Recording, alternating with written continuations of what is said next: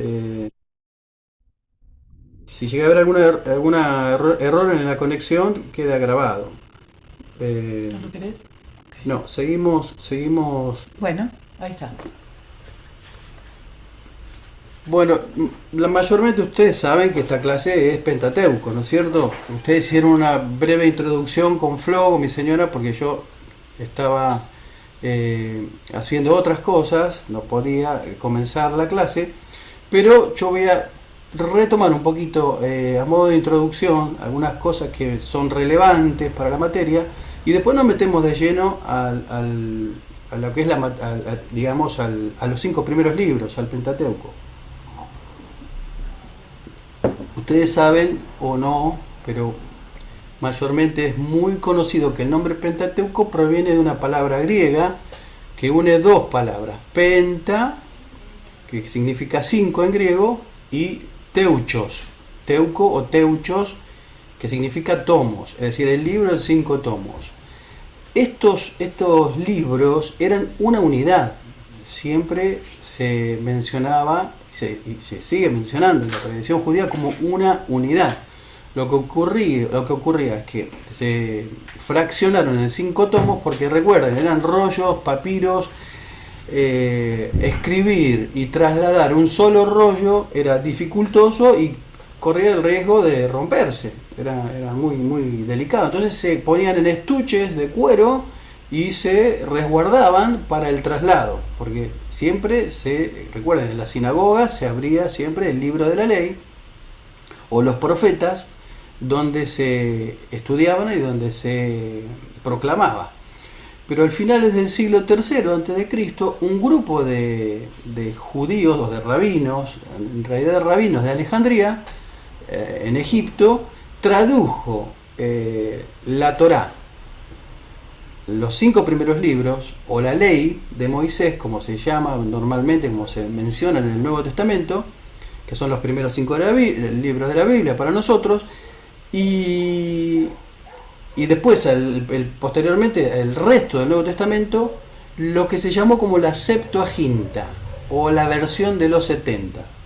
Entonces, este nombre, Pentateuco, proviene de la Septuaginta, de la traducción del hebreo al griego por estos 70 rabinos, que en realidad eran 72, pero quedaba mejor decir Septuaginta, la versión de los 70, ¿no?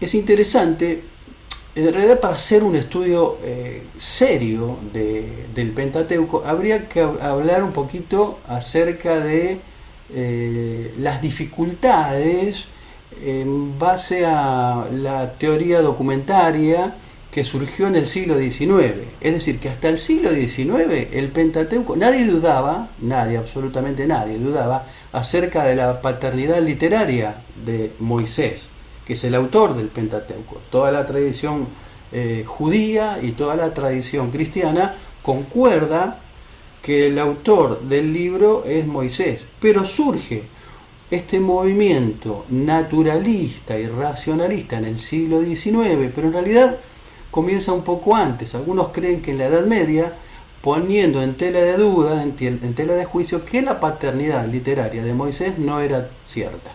Bueno, nosotros tenemos argumentos y evidencias internas y externas acerca de que realmente el autor del Pentateuco es Moisés. Eh, esta duda y estos documentos que surgieron a partir del 1853, un erudito alemán llamado Julius Wellhausen, ustedes seguramente en algún momento lo van a leer, Julius Wellhausen es el que escribió el tratado acerca de la teoría documentaria. En realidad había comenzado otro, pero no viene el caso. Él es lo que lo difundió, la teoría documentaria, y habla de 4 documentos básicamente: el documento E, el documento J, el documento P y el documento V. Paso a explicar. Cada uno de esos documentos suscribe a una fuente, por ejemplo, el documento E menciona la fuente eloísta de Elohim. Ahora vamos a hablar acerca de los nombres de Dios. Entonces ellos afirmaban que la fuente era una fuente eloísta, de Elohim, ¿no? Del nombre de Dios Elohim. La segunda fuente, la J, es una fuente yavidista, de Yahvé, de Jehová. El nombre Yahvé recuerden, es uno de los nombres de Dios, pero nosotros en el español figura como Jehová. Entonces, esas dos teorías documentarias se refieren a justamente que ellos dicen no puede existir un autor que mencione a Elohim, a Dios como Elohim, y a Dios como Yahvé o como Jehová. Entonces ahí ellos dicen, bueno, ahí hay una alteración y por lo menos hay dos autores que lo escribieron con estas dos posturas, la E y la J, fuente eloísta y la fuente yavista. Entonces surge la tercera hipótesis de parte de ellos, que es la P, que es la inicial para el sacerdote en alemán, porque este erudito era un erudito alemán. Entonces esta fuente P afirma que fue escrita en el periodo preexílico, en el año 444, por ahí, y se enfoca en un estilo sacerdotal respecto a las leyes y a la genealogía. Y por último, el documento D, que es la fuente deuteronómica o deuteronomista. Ustedes esto, aprovecho para decir esto porque esto también es muy importante, lo van a ver con mucho más detenimiento y con mucha más profundidad cuando vean la doctrina de las escrituras, ¿sí? Estas fuentes que surgen por ahí por el siglo XIX. Y esta fuente, la D, dice que, bueno, que Moisés no pudo haber escrito todo el Pentateuco y que explica que en realidad fue escrita en la época del rey Josías. Pero en realidad no se encontró ninguna evidencia de estas teorías. Ahora, nosotros tenemos algo muy importante para defender nuestra fe y la inerrancia de la palabra de Dios, que son fuentes internas y fuentes externas. Esto es muy importante. Por ejemplo, fuentes externas remiten a historiadores como Flavio Josefo, por ejemplo, Filemón de Alejandría, que son escritores del primer siglo, el Talmud, que es histórico, que son los escritos por excelencia de los rabinos judíos, fuentes judías anteriores y posteriores a Cristo, y que hablan del Pentateuco como una unidad. Otra fuente no menos relevante son los descubrimientos de los rollos en el Mar Muerto, que por ahí por el año 1947 que se encontraron a los 5 tomos como una unidad también, además de otros libros de las escrituras. Y la evidencia que tenemos, que es la más antigua, que existía, que concuerda toda la cristiandad y toda la tradición judía, que es como lo conocemos hoy. Es la evidencia de que el Pentateuco es un solo tomo, pero fue escrito justamente por Moisés. Si fue escrito en el tiempo del exilio, el Pentateuco debería tener mucho arameísmo. El arameísmo es el idioma arameo, ¿no es cierto?, que es propio de la época del imperio babilónico, del imperio persa, y que se hablaba comúnmente, y de hecho Jesús hablaba arameo, el idioma que hablaba Jesús. Pero solamente existen 2 momentos en que se menciona en arameo, y que está escrito en arameo, y son 2 ocasiones en que interviene Labán, el suegro de Jacob, ¿se acuerdan? ¿Por qué? Porque Labán era arameo. En realidad, el Pentateuco está saturado de palabras egipcias. ¿Por qué? ¿Por qué creen ustedes que hay tantas palabras en egipcio? El idioma egipcio. Porque lo escribió Moisés. ¿Y dónde se formó Moisés? En el palacio Faraón, en la corte de Faraón. Recuerden, la historia de Moisés se divide en 4 etapas de 40 años, 40 en el palacio de Faraón, 40 en el desierto y después 40 años otra vez en el desierto, peregrinando llevando al pueblo a la tierra prometida. Entonces, nadie más apropiado para escribir el Pentateuco que alguien que sobre todo conocía la región, la historia. Ahora, es cierto, y ahí surgen muchísimas preguntas, sobre todo de gente escéptica o atea, de cómo hizo Moisés para escribir el relato de la creación. Moisés ni siquiera había nacido. La etapa patriarcal, ¿cómo hizo Moisés para escribirla? Tampoco Moisés había nacido. Es posterior a esa época, a ese tiempo. ¿Cómo hizo Moisés? Bueno, lo van a ver también en la doctrina de las Escrituras, que hubo una tradición oral también, que fue pasando de generación en generación, de gente pía, de gente de fe, que fue pasando esos documentos, esas historias de generación en generación hasta que llegó a Moisés y Moisés recopiló todo eso. Bueno, entonces dijimos, está saturado de palabras egipcias. De hecho, Moisés es un nombre egipcio. Y Moisés pertenece a una 18ª dinastía del faraón. También Aarón es un nombre egipcio. Bueno, otro de los argumentos de la teoría documentaria decía que el Pentateuco tiene o tenía muchos anacronismos. Digo bien, anacronismos. ¿Saben lo que es algo anacrónico? Significa de algo que corresponde a una época posterior como si fuera anterior. Por ejemplo, citan que cuando Abraham carga los camellos para enviar a su criado a buscar esposa para su hijo Isaac, los camellos no estaban domesticados todavía. Ahora, la cronología bíblica nos dice que Abraham vivió como en el 1900 a.C. Entonces ellos dicen que el camello fue domesticado en el 1200 a.C. Bueno, eso decían los historiadores de la teoría documentaria. En el siglo XX se han encontrado evidencias para demostrar que fueron domesticados varios siglos antes de Abraham. De hecho, se encontraron fósiles y datos arqueológicos, dibujos, grabados, con camellos ya cargados, con camellos transportando gente. Otra evidencia no menor. Cuando Israel se constituye en el Estado de Israel moderno, que conocemos como el Estado de Israel moderno, en 1948 vuelven los de la diáspora, los que estaban dispersos, todos los judíos vuelven a su tierra. Y cuando comienzan a repoblar Israel, o Jerusalén mejor dicho, llegan al desierto del Negev.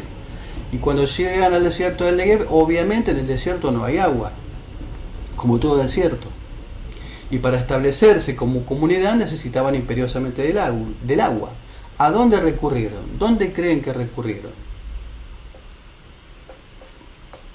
¿Saben dónde recurrieron? Al Génesis. Fueron a las Escrituras, fueron a los pasajes donde Abraham y Jacob cavaron pozos, buscaron en esos mismos lugares, perforaron y, milagrosamente, después de miles de años, brotó agua de los pozos que habían sido cavados por Abraham y por Jacob. Y por último, que este me parece un relato sumamente relevante y contundente, porque esto remite a la biología y a la medicina. Ustedes saben que la circuncisión es el pacto, o la señal del pacto, en realidad, que Dios establece primero con Abraham y después con su pueblo. Y se realiza al 8º día, ¿no es cierto? Al 8º día el niño recién nacido debía circuncidarse. Ahora, hoy la ciencia moderna sabe que la vitamina K no viene con los recién nacidos. La vitamina K se va desarrollando en el colon, producto de la flora intestinal. Y se sabe hoy que la vitamina K es la principal fuente para la cicatrización. La dieta de vitamina K hace posible que estimule la coagulación, donde se forma la tromba o la trombina, que es la que cierra las heridas.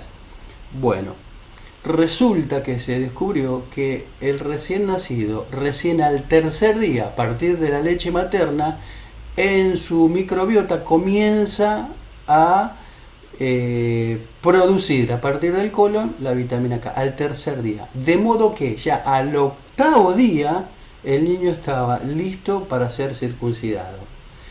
Entonces podemos pensar que en el medio del desierto, sin penicilina, sin medicina, sin absolutamente ningún recurso que nosotros conocemos hoy como médico, milagrosamente Dios prepara el cuerpo de un recién nacido para que se cumpla con ese rito famoso que es la circuncisión, y se usaban los cuchillos afilados en piedra, no cuchillos de cobre, no cuchillos de acero o de hierro, sino de piedra, donde al golpearse le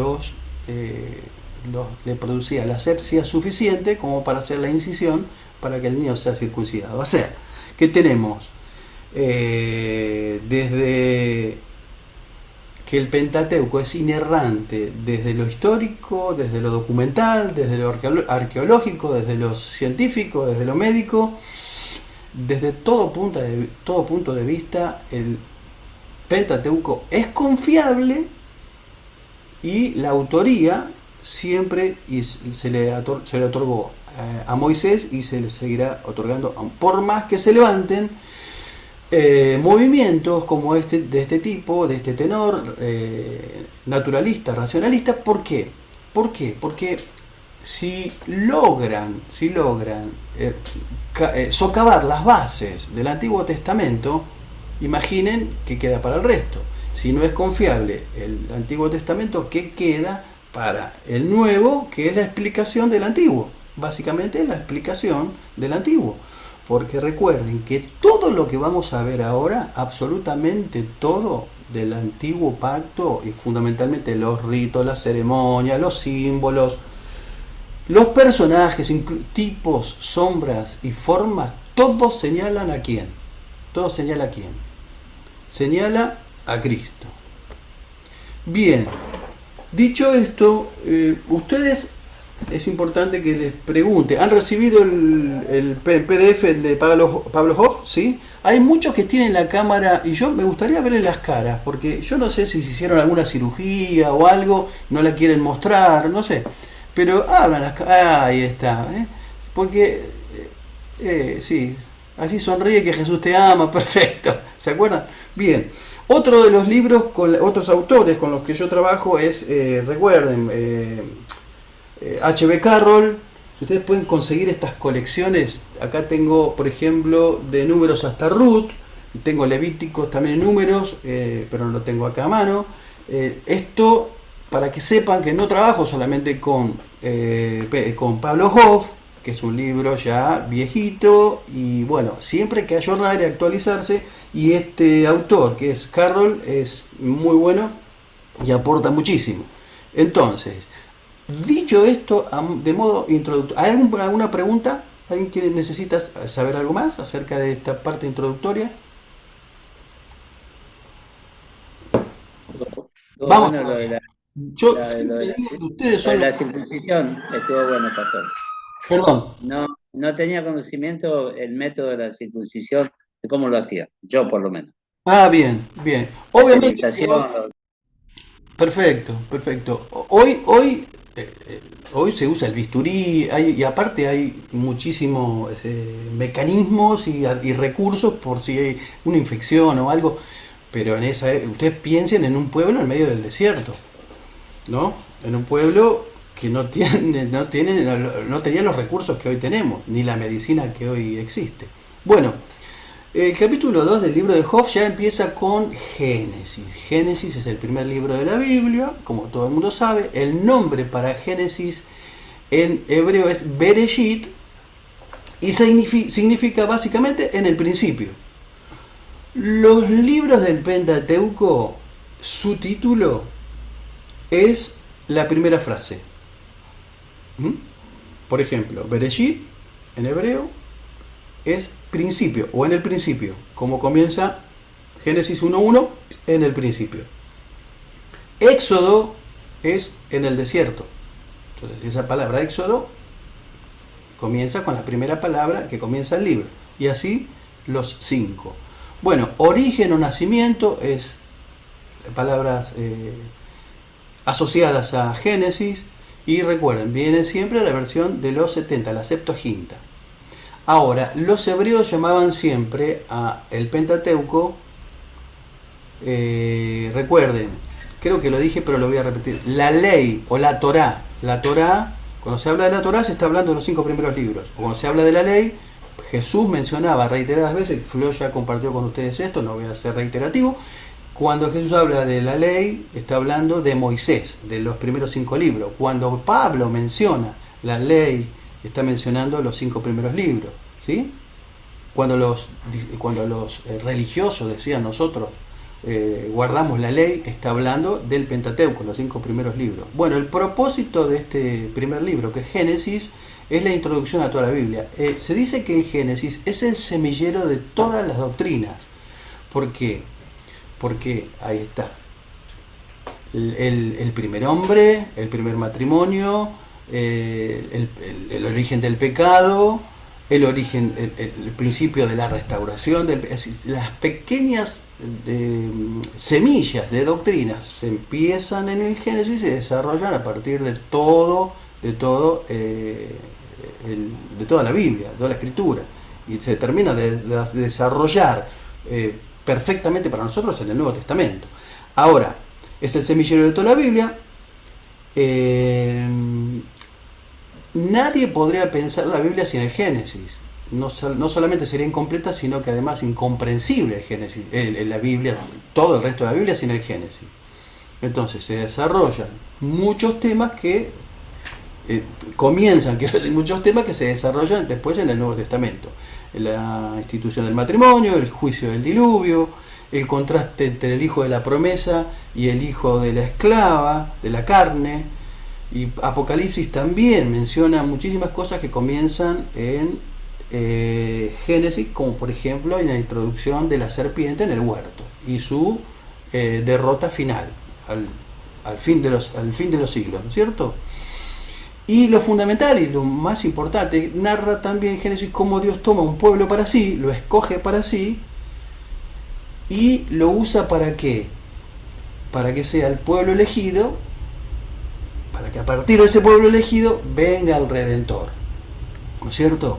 Ahora, yo tengo una división muy artesanal, si viene al caso, con respecto al Génesis y la Biblia. Miren, yo sé que hay varias divisiones, el Nuevo Testamento, Antiguo Testamento, Nuevo Testamento, bueno, pero una división muy básica, muy elemental es los 3 primeros libros, o los 3 primeros, capítulos del Génesis, 1, 2 y 3, y el resto de la Biblia. Porque en el 1, 2 y 3 se habla del principio de todas las cosas, la creación del hombre, la caída del hombre. Pero a partir del capítulo 3 de Génesis comienza la historia de la redención del hombre y de la gloria futura. Básicamente es lo que toda la Biblia, a partir del capítulo 3 de Génesis, trata toda la Escritura. Bueno, el tema general, es importante esto que lo sepan porque puede aparecer en el parcial, quién sabe, tal vez, el Señor inspire y tal vez aparece. El tema general es el principio de todas las cosas, pero a la luz de toda la Biblia es que Dios comienza, como bien dijimos recién, la redención escogiendo un pueblo. El esquema del libro es muy sencillo, tiene 2 partes, es el esquema, del capítulo 1 al 11, que es la historia primitiva, y del 12 al 50, que es la historia patriarcal. Son 50 capítulos el libro de Génesis, que lo vamos a ver, pero con mucha concentración, ¿de acuerdo? ¿Vamos con la historia primitiva? ¿Comenzamos con la historia primitiva? ¿Sí? ¿Estamos listos? Bueno, comienza todo, la creación, todo lo que conocemos, comienza con una declaración del libro de Hebreos, del autor de Hebreos, porque dice que por la fe entendemos haber sido constituido el universo por la palabra de Dios, de modo que lo que no se ve fue hecho de lo que no se veía. Hoy todo el mundo sabe que la materia se puede convertir en energía, pero parece que Dios convirtió energía en materia, ¿no es cierto? ¿Qué dice el principio? ¿Qué dice Bereshit? La primera frase en el principio. ¿Qué dice? Creó Dios los cielos y la tierra. Continúa diciendo que la tierra estaba desordenada y vacía y que el Espíritu de Dios se movía sobre la faz de las aguas. Eso ya lo sabemos todos de memoria. Siempre hay que relacionar, miren, esto es un dato que les quiero dar como adicional, pero no lo menciona Carlos. Pero hay que relacionar Génesis 1.1 con Juan 1.1. ¿Por qué? Porque Juan 1.1 dice que en el principio era el verbo, y el verbo era con Dios, y el verbo era Dios. Es decir, que Juan 1.1 está haciendo una asociación, una conexión espiritual muy fuerte, muy importante con la creación, que ahí estaba Jesús, creando con el Padre todas las cosas. Ahora, yo esto creo que se los mencioné, pero a riesgo de ser repetitivo, cuando dice en el principio creo, para crear la palabra es vara, con B larga, vara. Ese es un verbo, el verbo crear.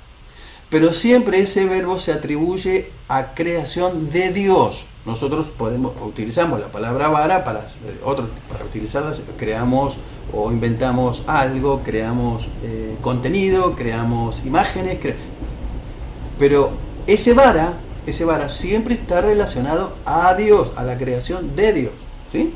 Entonces, en el principio vara, creó. Y Dios, ya saben, probablemente algunos no, pero Dios ahí es un singular, pero en plural. O los judíos dicen pluralidad en la unidad, porque es Elohim. Es Elohim la palabra en hebreo. Y Elohim es eso, es pluralidad. Ya es tarde para mí, ¿no? Ya trabajé todo el día. Pluralidad en la unidad. Esto significa, se puede traducir, dioses, o para nosotros, Dios, las tres personas de la Trinidad. Entonces, en el principio creó la Trinidad, los cielos y la tierra. De modo que en el principio ya estaba activa la Trinidad, el Padre, el Hijo y el Espíritu Santo en la creación. Y dice después que el Espíritu de Dios se movía sobre la faz de las aguas. Otra traducción dice aleteaba sobre la faz de las aguas. Da a entender la Escritura que el Espíritu Santo, aleteando, hacía como las gallinas cuando empollan, ¿vieron? Cuando incuban, está dando a luz, está formando vida, está creando vida. Entonces, lo que da a entender, uniendo las ideas, que el Espíritu de Dios revoloteaba creando vida y dando forma a todas las cosas. Hay mucha controversia con la parte que la tierra estaba desordenada y vacía. No podemos creer que Dios es un Dios de caos o de oscuridad, ¿no es cierto? Porque después dice sea la luz y se echa la luz.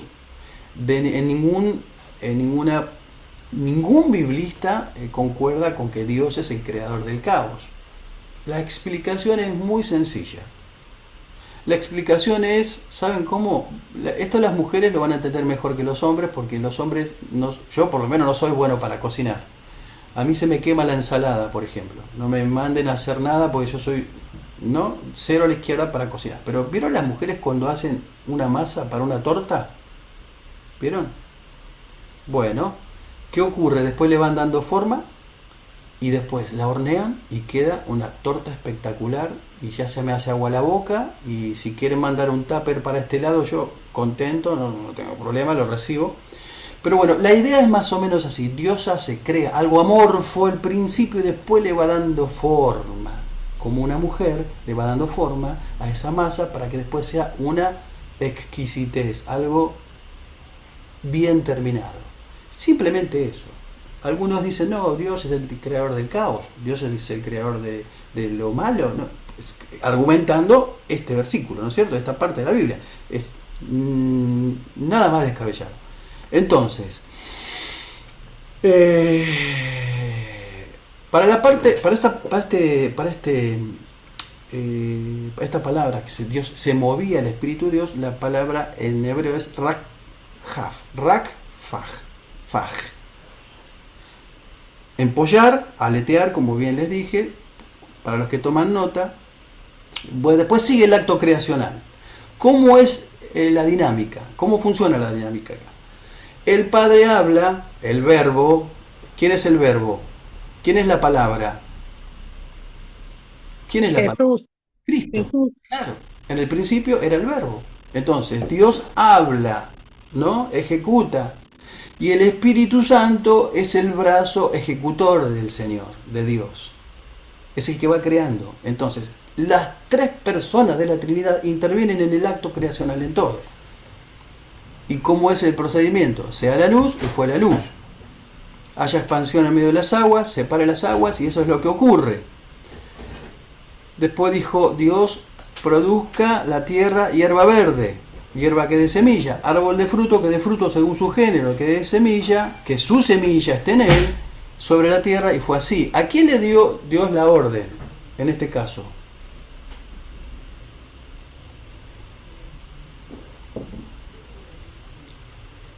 Produzca la tierra hierba verde. ¿A quién le da Dios la orden? A la tierra. A la tierra. Claro. ¿Y qué ocurre con la tierra? Obedece. Y produce hierba, ¿no? Árbol. Hierba que da semilla. Es decir, da a entender que Dios no produce un bosque completo. Como que hay un proceso creacional. Que es como la ley de la siembra y la cosecha. Ese árbol produce semilla, esa semilla, según su género, su semilla, está en él, y fue así, ¿no? Bueno, las lumbreras en la expansión de los cielos, separa la luz la luz de la oscuridad, y que sirvan de señales para estaciones. ¿De qué estamos hablando? Lumbrera mayor, lumbrera menor. ¿Lo vieron esto en panorama? ¿Lo tocaron esto un poco en panorama? ¿Sí o no? No hay problema con el profesor, no se lo va a echar, tranquilo, no pasa nada. No, quiero ver para no redundar, no repetir, simplemente. Bueno, es clarísimo acá. Las grandes lumbreras, la mayor para que señoree en el día, el sol, y la menor para que señoree en la noche, la luna, ¿no? Clarísimo. Después, ¿qué hace Dios? Dice, produzcan las aguas, seres vivientes. ¿A quién le da la orden? Dios. A las aguas. Al agua. Al agua. ¿Y qué hace el agua? Obedece, porque es creación de Dios. Aves que vuelen sobre la tierra y animales marinos, grandes monstruos marinos, todo ser viviente que se mueve, que las aguas produjeron según su especie. Y vio Dios que era bueno.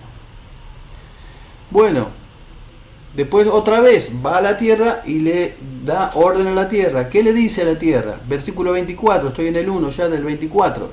Produzca la tierra seres vivientes. Así que a la tierra produce ahora seres vivientes, no solamente plantas. Bestias, serpientes, animales según su especie. Y fue así. Animales de la tierra según su género, y ganado según su género, y todo animal que se arrastra sobre la tierra según su especie, y vio Dios que era bueno. Y en el versículo 26 del 1 llega el momento culminante y más importante del acto creacional, que es ¿qué cosa? La creación del hombre. Y acá viene la famosa frase que ustedes la van a ver y la van a ver y la van a retocar y la van a volver a estudiar, sobre todo y fundamentalmente en doctrina, cuando vean la doctrina del hombre. Dice Dios, hagamos al hombre a imagen, conforme a nuestra semejanza. Y señoree en los peces del mar, en las aves de los cielos, en las bestias, en toda la tierra, en todo animal que se arrastra sobre la tierra. Y creó Dios al hombre a su imagen. A imagen de Dios lo creó, varón y hembra los creó. Pero todavía no había creado a Eva, ¿o sí?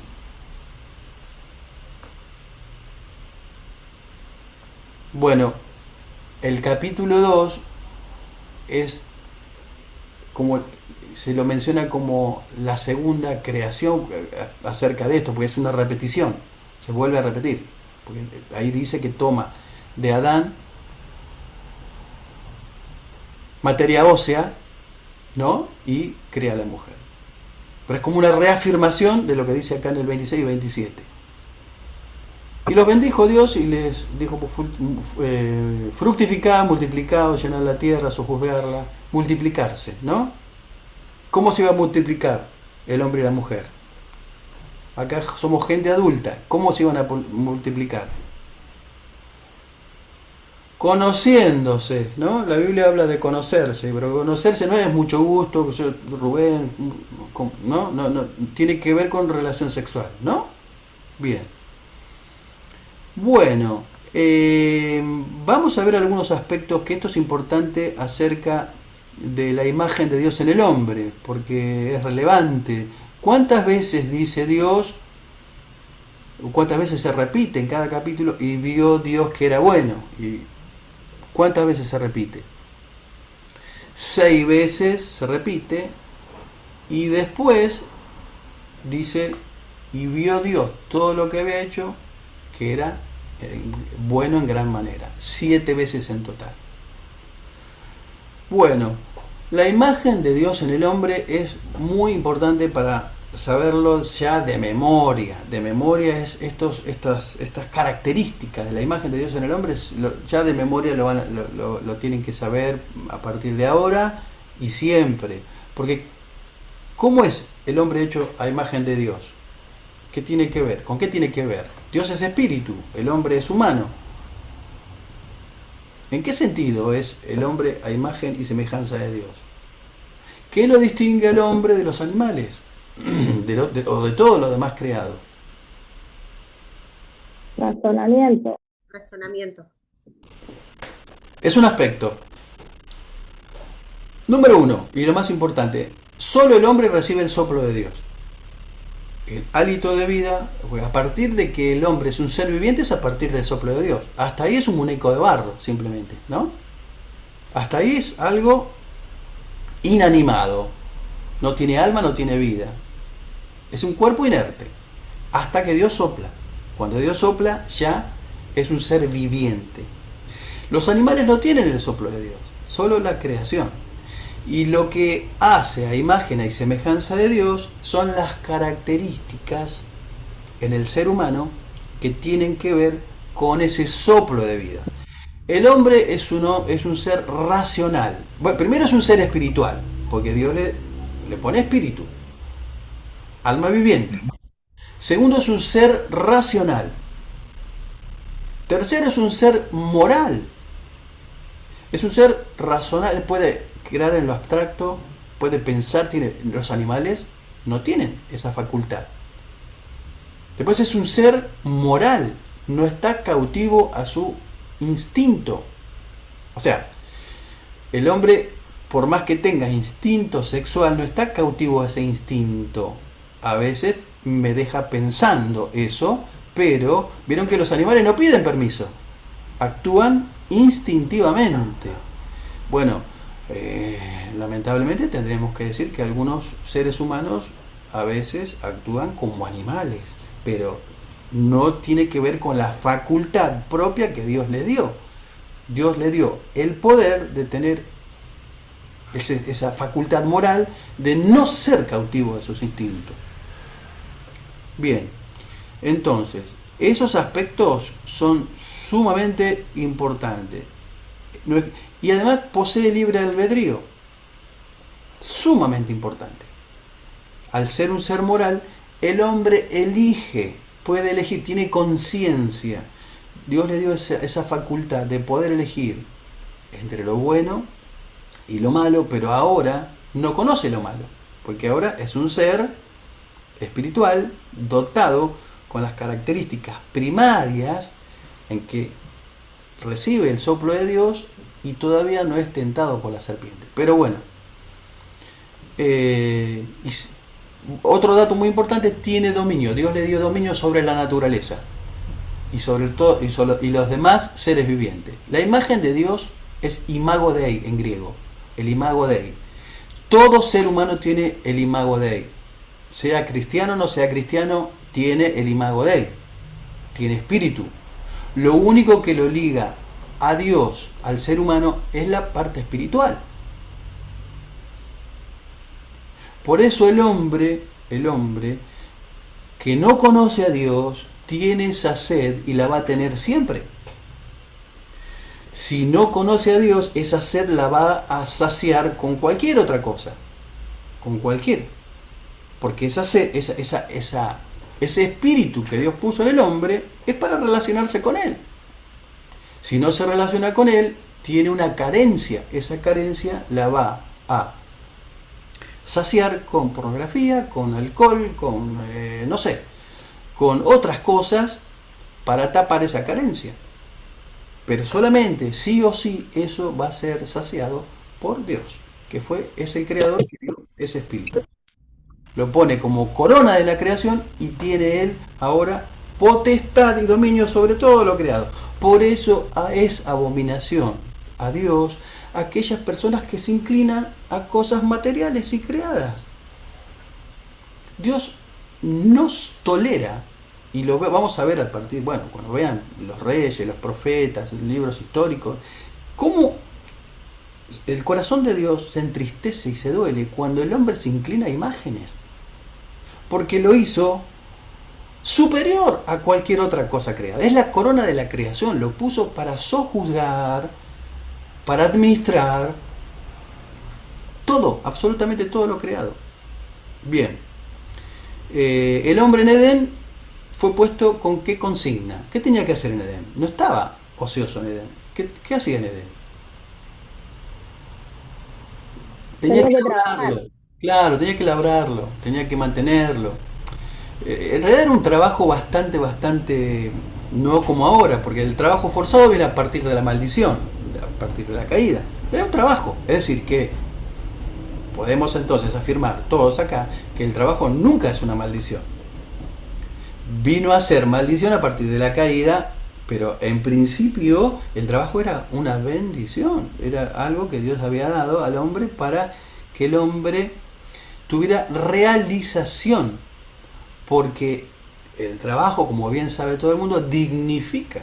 El hombre no puede estar sin trabajar, el hombre y la mujer. Entonces Dios lo hizo con esa confección, con esa facultad de poder labrar, poder mantener el jardín, Edén, a fin de que tuviera dignidad con lo que hacía.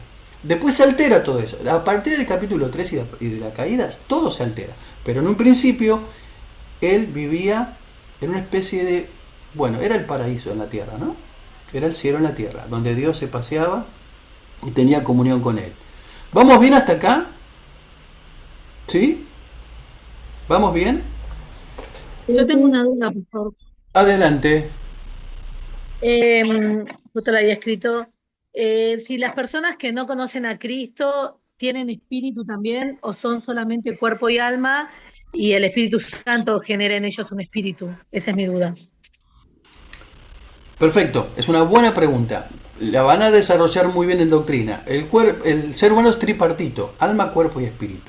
El espíritu es lo que lo liga al campo espiritual, a Dios. El alma está relacionada con las emociones, está ligada a lo terrenal, ¿no? Algunos dicen que el hombre tiene solo alma y cuerpo, y que alma y espíritu es lo mismo. Bueno, nosotros creemos que no es así. Nosotros creemos que tiene alma, cuerpo y espíritu. El espíritu lo liga a Dios, está relacionado con lo espiritual. El alma está relacionado con las emociones. Y bueno, y el cuerpo, todo el mundo sabe para qué es. Siempre y siempre, el cristiano, el cuerpo es para glorificar a Dios. ¿Sí? Te contesté, Fernanda sos, ¿no? Sí, pero sin conocer a Cristo, ellos igual tienen espíritu. ¿Qué estaría su espíritu? ¿O cómo Bien, interpretan? bien, bien. Perfecto, perfecto. Ahora entendí tu pregunta. El espíritu está adormecido, no tiene contacto con Dios. Está en un estado, digamos que no tiene sensibilidad espiritual. Es persona que no tiene... Hasta que la persona no active esa parte del imago de ahí, que puede venir por una palabra, puede venir por la persona misma, Dios lo puede tocar, Dios puede hacer absolutamente cualquier cosa con la persona para que reconozca. De hecho, yo creo, y esta es una teoría mía, que todo el mundo tiene una oportunidad en la vida para tener un reconocimiento de Dios. A partir de una pérdida, a partir de la misma felicidad, a partir de la naturaleza. Bueno, la Biblia dice que Dios se manifiesta a partir de la naturaleza también. De modo que el ser humano no tiene excusa. Siempre tiene un momento, una oportunidad para reconocer a Dios. ¿Respondí ahora a tu pregunta? ¿Está completa? Bueno, perfecto. Bueno, vamos con lo que nos trajo hasta acá. ¿Sabes lo que nos trajo hasta acá? El pecado, la caída y la tentación, ¿no? Porque ustedes saben que la tentación es un proceso. Nadie dice, caí, no sé qué me pasó. No. Es un proceso y ahora lo vamos a ver muy bien. Esto es en el capítulo 3 y vamos a abordar el capítulo 3 y el 4. Entonces dijimos que el hombre no tenía necesidad absolutamente de nada y Dios le da una sola ley, un solo mandato. ¿Cuál era ese mandato? Se tenía que guardar de una sola cosa, nada más. No le puso una serie de listas, no le hizo una lista de leyes para que el hombre guardara. ¿Qué le dijo Dios? ¿Qué fue lo que le dijo? Ustedes leyeron, ¿no? Estuvieron leyendo, esta novela leyeron. Bueno, le dijo... No comer. Exacto. De todos los árboles que hay en el huerto pueden comer. De todos. Absolutamente de todos. ¿Cuántos árboles habría en Edén? No sabemos. Miles. Solamente de uno se tiene que guardar, que es el árbol de la ciencia del bien y del mal. ¿No?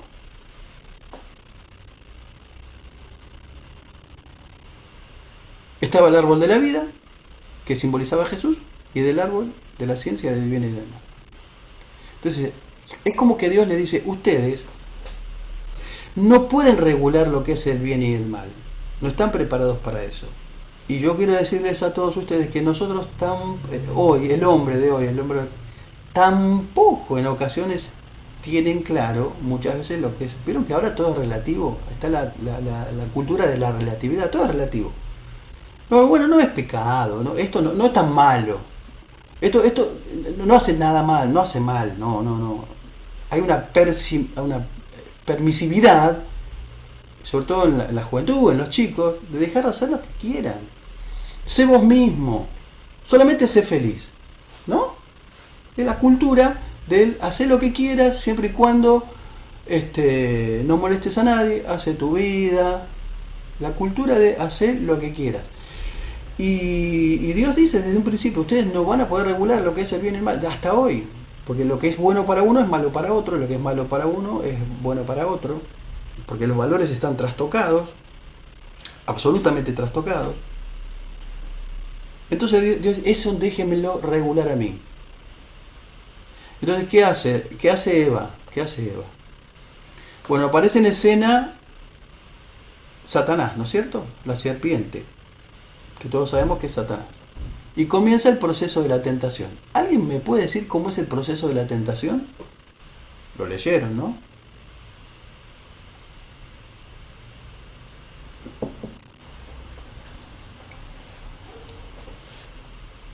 Primero comenzó con citación. Después Satanás la llevó al terreno de dudar, ¿no? ¿Cómo es la palabra incredulidad? Y después la acusó. Creo que era. Bueno, en principio, vamos por ahí con el desarrollo. En principio dice que la serpiente era la más astuta de todas las bestias del campo, ¿no es cierto? Más astuta que todos los animales del campo. Entonces le dijo a la mujer, le dio un desafío. ¿Con que Dios os ha dicho? ¿No? ¿Con que no comáis de todo árbol del huerto? La mujer le respondió, del fruto de los árboles del huerto podemos comer, pero del fruto que está en medio del huerto no comeréis ni le tocaréis para que no muramos, para no morir. No le dijo Dios que no toquen, dijo que no coman. Ahí ya alteró lo que Dios había dicho. Entonces la serpiente dice, no morirán. Dios sabe que el día que coman serán abiertos vuestros ojos y seréis como Dios, sabiendo el bien y del mal. Bueno. Y el proceso tiene que ver con esto. La mujer vio que el árbol era bueno para comer y que era agradable a los ojos, y la codicia para alcanzar sabiduría, dice una versión, ¿no? Fíjense los tres elementos. El ver, que era bueno, agradable a los ojos y codiciable para alcanzar sabiduría. Es decir, la serpiente es astuta, muy astuta. Pone en tela de juicio el mandamiento de Dios. ¿Con qué Dios os ha dicho? Ustedes si comen van a ser como Dios. ¿Hay mayor tentación que esa? Convengamos que hasta ese momento Satanás no hay registro de que los haya tentado, de que los haya influido en ellos. Es la primera, digamos, el primer encuentro que tiene. Y ellos no tienen experiencia en eso. Pero Dios fue categórico en el mandamiento. Ahora, ¿a quién le dijo Dios? ¿A quién le dio Dios el mandamiento?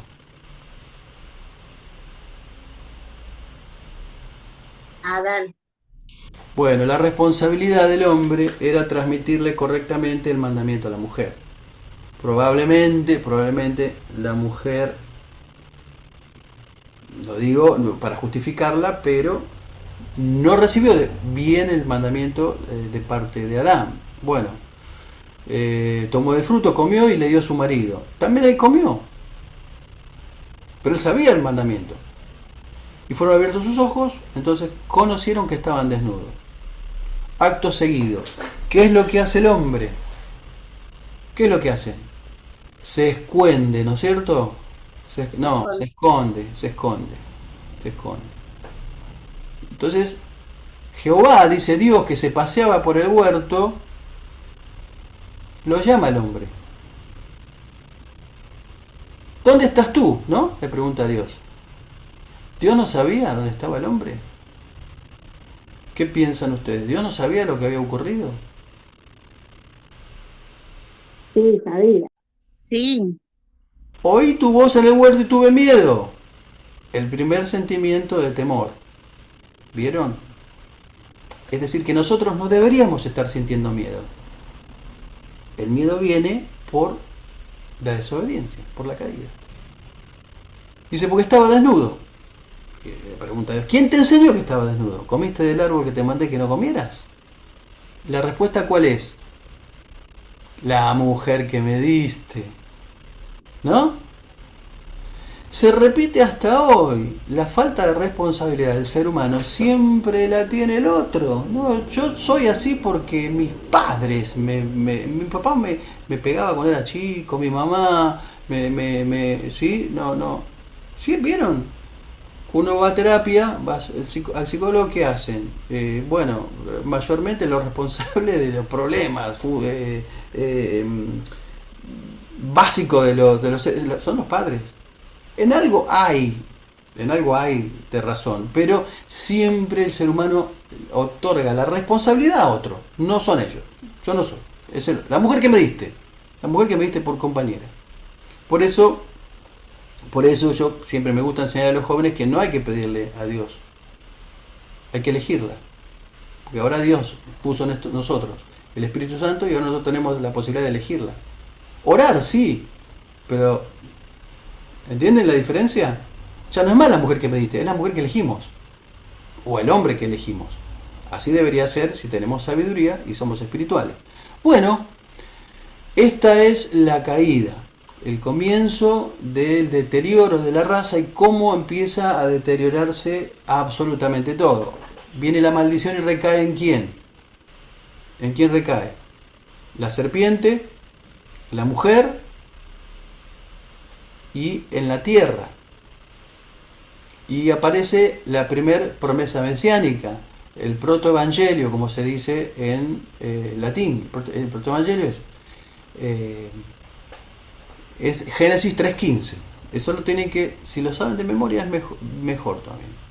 Es bueno, es importante. ¿Vamos bien por acá? ¿Sí? ¿Vamos bien? ¿Sí? ¿Alguna pregunta? Porque ya vamos a empezar con la primera civilización.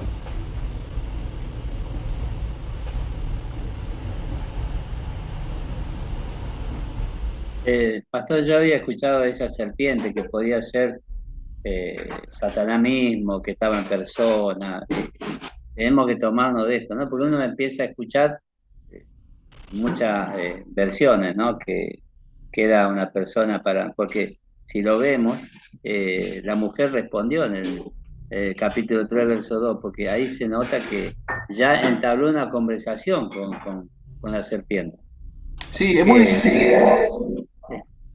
difícil pensar en una serpiente que habla. Yo lo entiendo eso, yo lo entiendo. Pero recuerden que el diablo fue el primer ángel, el mayor, el más importante que tenía Dios, que fue destituido con un tercio de los ángeles, fue destituido de la presencia de Dios. De modo que tiene poder. Y puede hacer hablar, como en esa ocasión, a una serpiente. De hecho, Apocalipsis habla de la serpiente antigua, que es él mismo, Satanás mismo. Entonces, ocurre que muchas veces nosotros en el mundo del ocultismo vemos que hay algunas ciertas señales, pero tiene cierto poder. No glorificamos de ninguna manera a Satanás, pero tampoco tenemos que decir que no tiene poder, porque tiene poder. Ahora, está vencido. Y nosotros no somos vencedores, somos más que vencedores. Entonces, no hay que tener miedo, no hay que vivir con miedo y estar seguros que de la protección divina. Ahora, tiene tanto poder que él se mete en diferentes esferas de la sociedad, en el gobierno, influye en decisiones gubernamentales, está metido en un montón de cuestiones que tienen que ver con el narcotráfico, todo lo malo, todo lo terrible que ocurre en la sociedad es influencia del enemigo.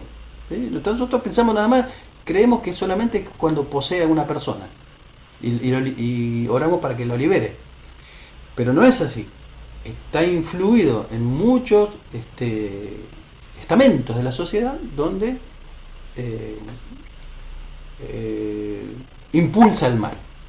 Bien, vamos con la primera civilización ya. Adán y Eva tienen hijos, ¿no es cierto? Comienzan con la descendencia, porque fue el mandamiento que Dios le dio acerca de repoblar la tierra, de poblar la tierra, de multiplicarse. Es el único mandamiento que no dejaron de cumplir. Es el único, ¿no? Porque se pusieron a hacer los deberes y comienza entonces la primera civilización a partir de Adán y Eva. ¿Quiénes fueron los primeros hijos de Adán y Eva? Caín y Abel. Abel y Caín, perfecto. Comienza entonces en el capítulo 4 un episodio que todo el mundo conoce, ya sabemos cómo fue el episodio entre Abel y Caín, Caín y Abel, que los dos llevaban ofrendas, se presentaban delante del Señor, uno llevaba un tipo de ofrenda y otro llevaba otro tipo de ofrenda, de modo que ya estaba establecido que había un tipo de ofrenda, ¿no? Que uno podía llevar. ¿Y cuál era? En realidad, no la ofrenda, sino la postura delante de Dios al llevar la ofrenda. Uno llevó del fruto de la tierra y otro llevó, ¿qué cosa? Del primogénito de los animales, corderos, ¿no? Ahora, cuando ofrendan, ¿qué es lo que dice que Dios ve? ¿La ofrenda?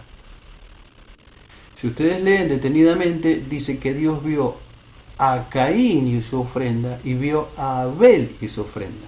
Entonces no tiene que ver con la ofrenda, sino que tiene que ver con la disposición del corazón, con que cada uno llevó su ofrenda.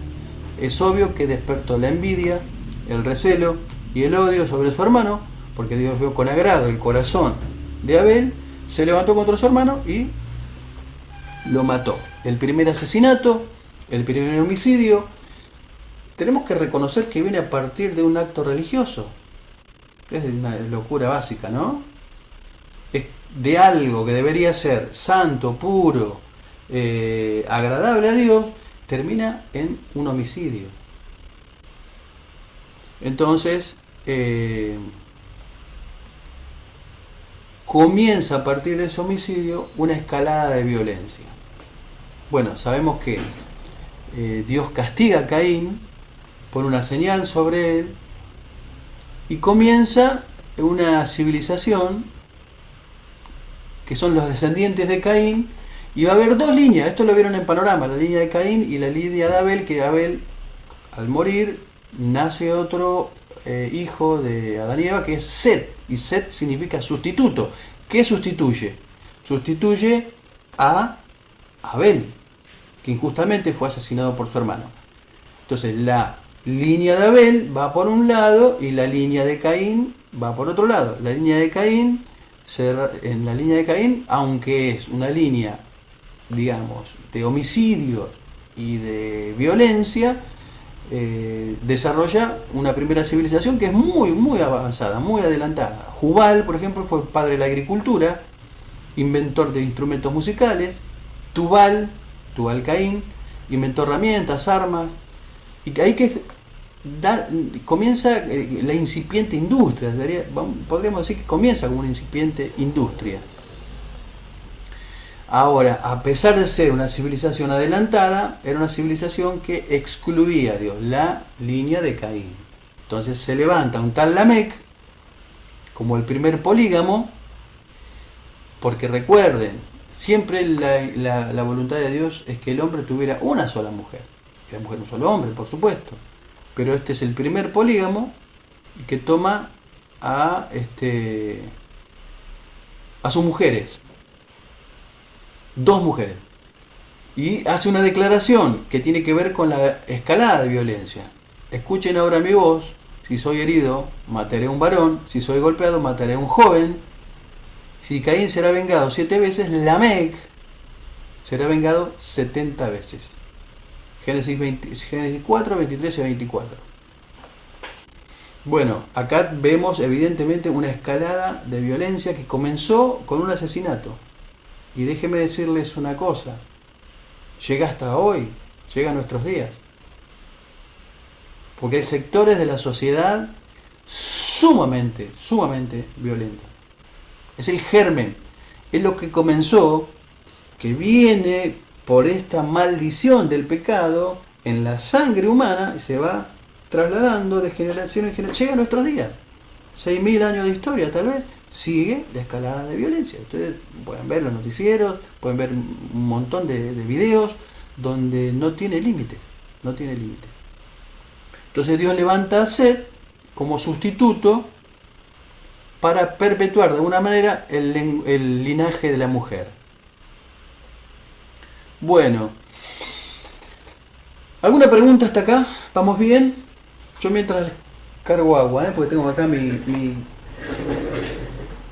maquinita de agua.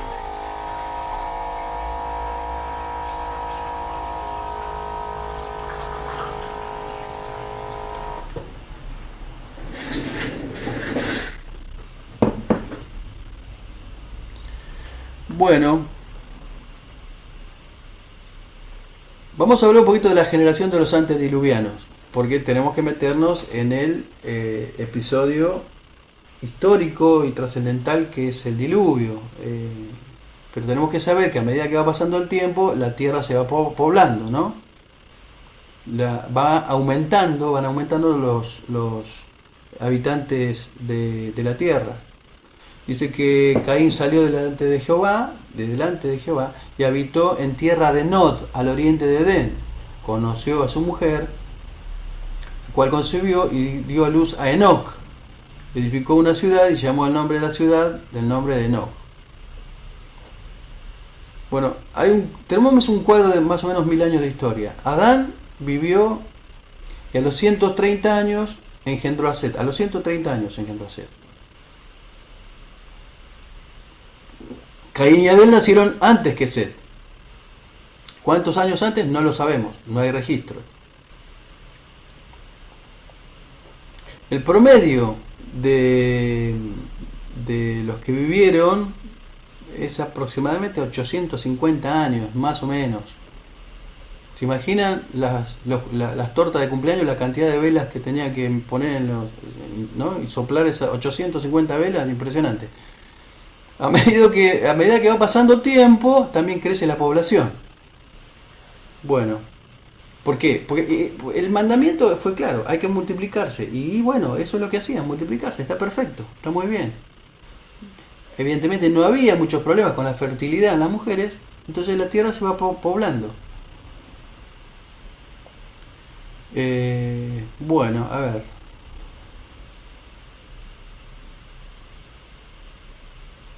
Esperen que estoy tratando de resumir para no...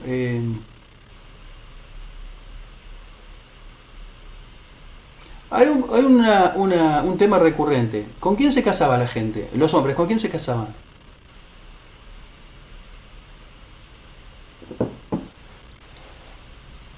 Qué pregunta, ¿no? Entre parientes. Claro, sí, María, tenés razón, se envejecía más lento también porque, claro, vivía más por la calidad de vida, sí, de acuerdo.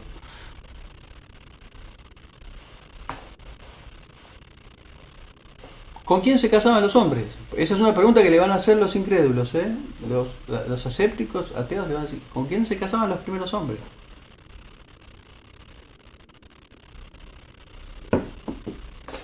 ¿Entre familias se casaban? ¿Entre familiares?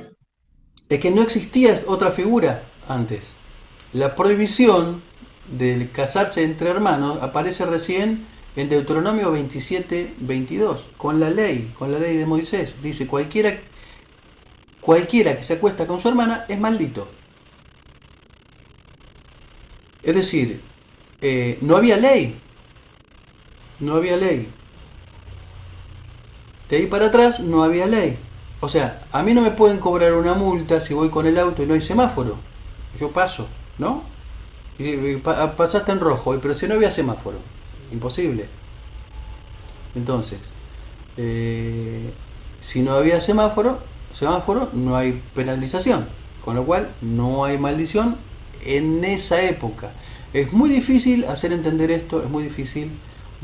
Uno sabe que está legislado en todas partes del mundo, está prohibido el casamiento endogámico entre hermanos, y además trae problemas médicos. Eso está desorden genético, deforma la descendencia, pero eso en el principio eso no ocurría.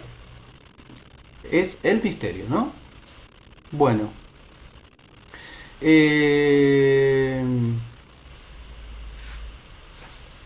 El propósito principal de la genealogía, vieron que vamos a ver una genealogía, que cuando vean los evangelios también, creo que ustedes vieron los evangelios conmigo, ¿no? Sí, ya vieron los evangelios. ¿Vieron por qué son importantes la genealogía?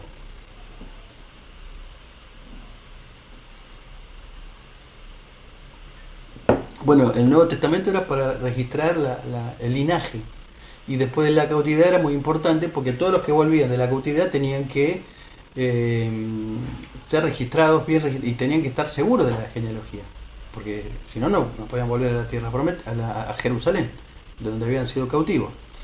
Entonces, vivían de 365 años hasta 969 años.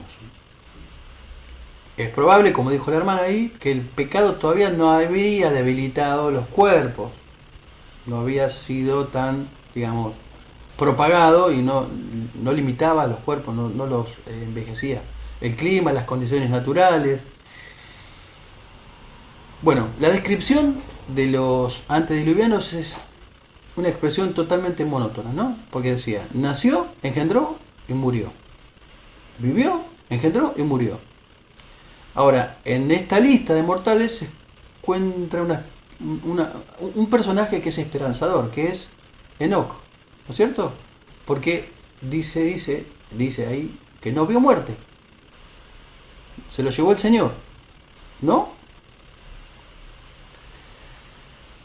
Pero ¿qué dice acerca de Enoc? Hay una declaración muy interesante. ¿Qué dice acerca de Enoc? Caminó con Dios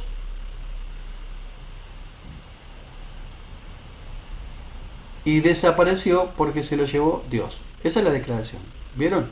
Caminó con Dios. Noten la diferencia entre caminar con Dios y para Dios. Conceptualmente es enorme la diferencia, ¿no es cierto? Una cosa es servir para Dios o servir con Dios. Son dos cosas muy diferentes. Después de engendrar a Matusalén, hijos e hijas. Bueno, 3 aspectos de la vida de Enoc. Su vida es más corta que el resto, son 365 años. Camina con Dios, como dijimos, no para Dios, en un ambiente, recuerden, ya de maldad.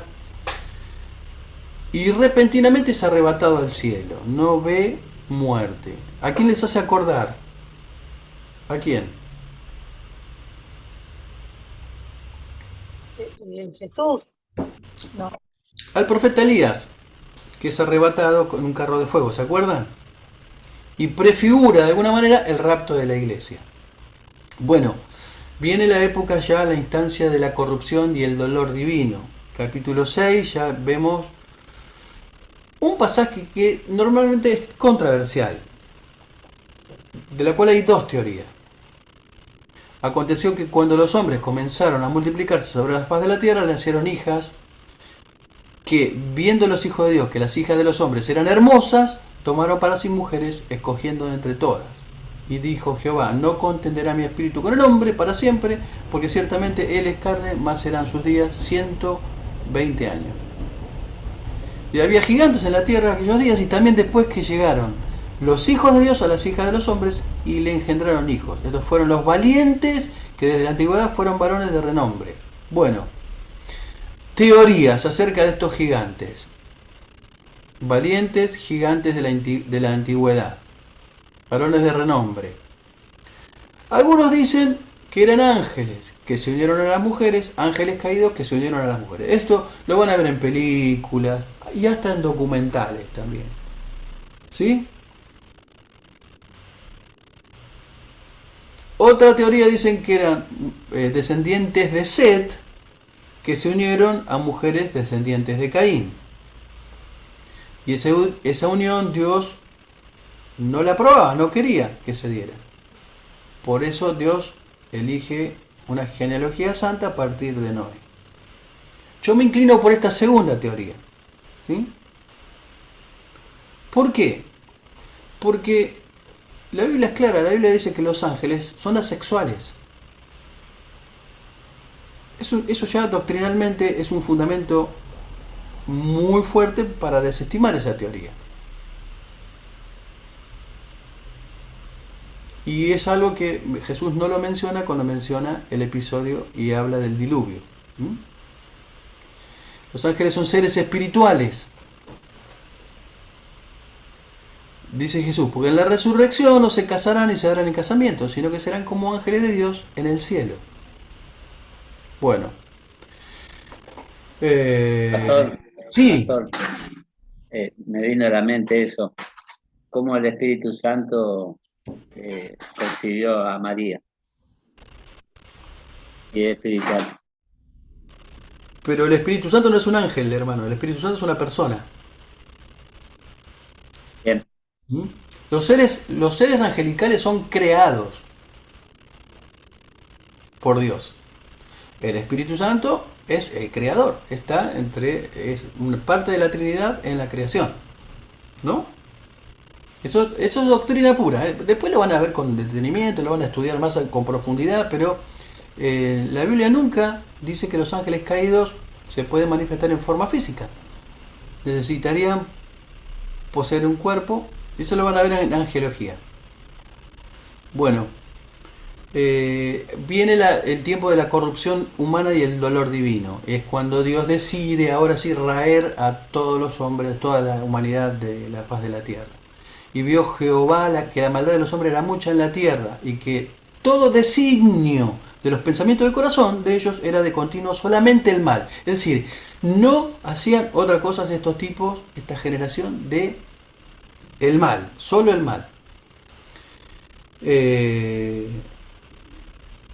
Y se arrepintió Jehová de haber hecho el hombre en la tierra, y le dolió en su corazón, y dijo Jehová: raeré de sobre la faz de la tierra a los hombres que he creado, desde el hombre hasta la bestia, y hasta el reptil, y las aves del cielo, pues me arrepiento de haberlos hecho.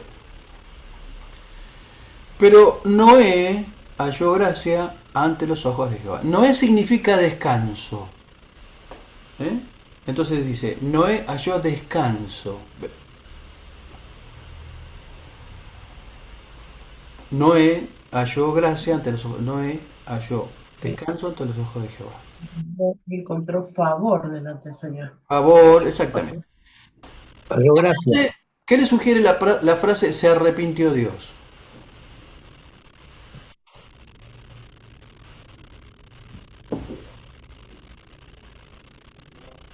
Y le dolió en el corazón por la creación que hizo. Y Claro.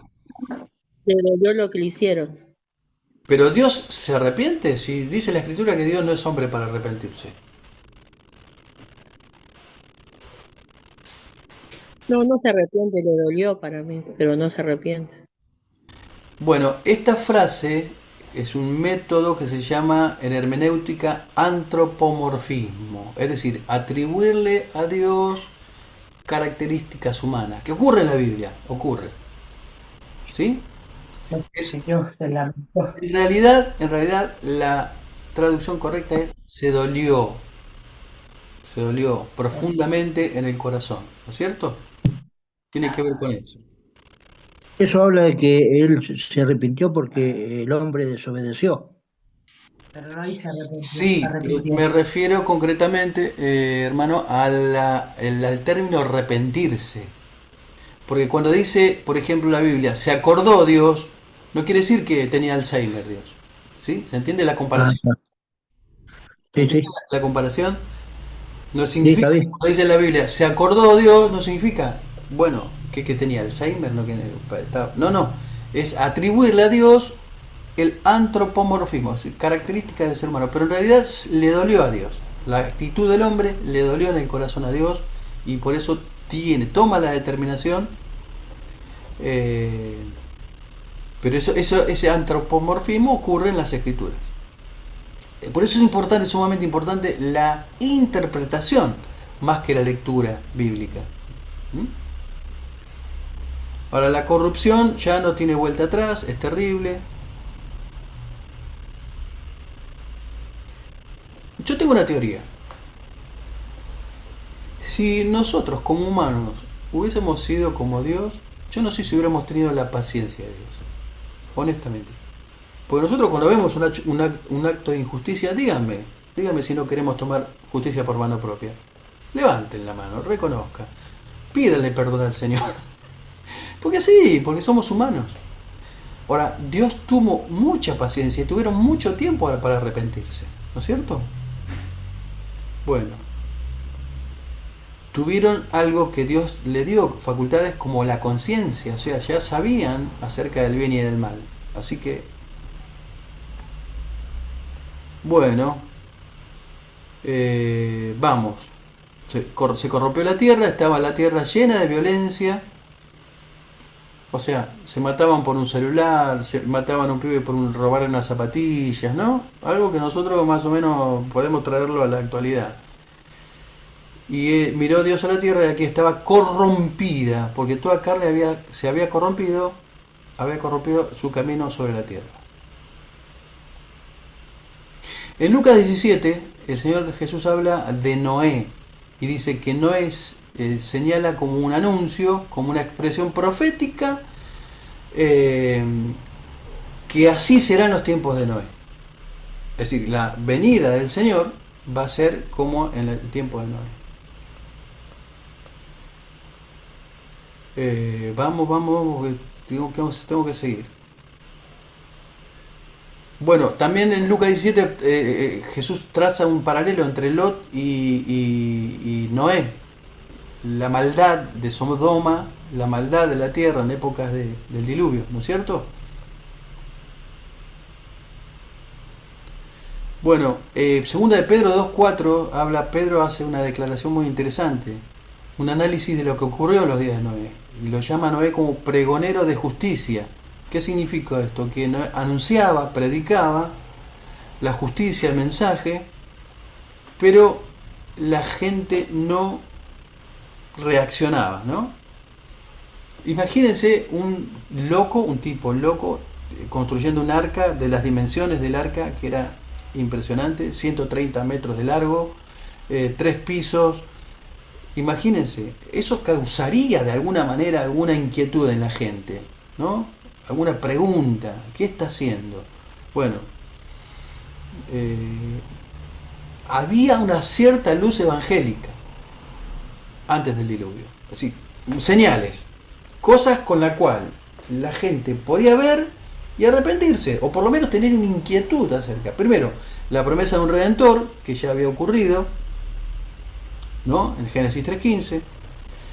El altar, un lugar para ofrecer sacrificio, ese ya estaba instalado, ya el mundo antiguo lo sabía, de hecho Abel y Caín van a ofrecer las clases de ofrenda. La señal en Caín, la marca de la señal, todo el mundo preguntaría, che, ¿cuál es la señal? No sabemos de qué tipo, no sabemos si era física, no sabemos si era espiritual, pero llamaría la atención. Gente piadosa como Enoc, es decir, había gente mala, gente rebelde, corrupta, pero había gente todavía como Enoc. Y, como dijimos recién, la predicación de Noé y mucho tiempo para el arrepentimiento. Con lo cual, tuvieron su oportunidad. No es que Dios es un Dios de juicio solamente, o sea, no solamente, no es que, no podemos decir que Dios actuó arbitrariamente a pesar de sus características y de sus atributos. Dios es bueno, Dios es justo, Dios es misericordioso, todo eso es Dios. No es solamente bueno, no es solamente poderoso, sino que además es juez de toda la tierra. Construye el arca, 138 metros de longitud, 23 metros de ancho, 14 metros de altura, 3 pisos, una cubierta y solo una puerta. ¿Por qué solo una puerta?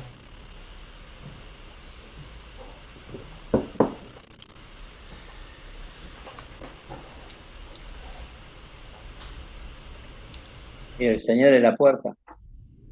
Él representa la imagen de lo que es Cristo. Él es la puerta de entrada. Pero lo que Dios cierra ninguno abre, y lo que Dios abre ninguno cierra. Y si Noé siguió las instrucciones, pueden pensar cuando empezó a llover y estaban todos en el arca.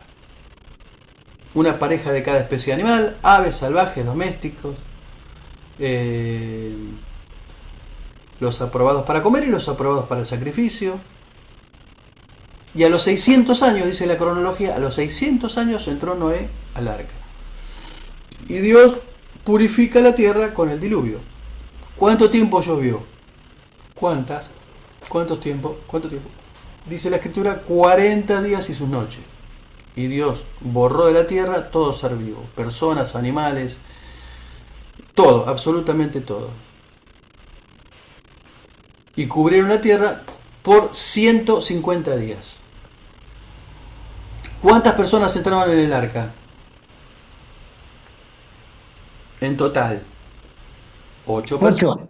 Claro, Noé, su esposa, Sem, Cam y Jafet y sus esposas. Bueno. Dice segunda de Pedro, capítulo 3, 4 al 14, que en tiempos de Noé, Dios destruyó el mundo con agua, pero en el futuro lo hará con fuego. Bueno, se establece un nuevo orden en el mundo. Tienen que saber para la próxima, esto es una tarea para ¿cuánto tiempo estuvo Noé en el arca? con la familia y los animales, ¿sí? ¿Cuánto tiempo estuvo? Anoten por favor, les voy a preguntar la próxima clase, ¿cuánto tiempo estuvo Noé en el arca?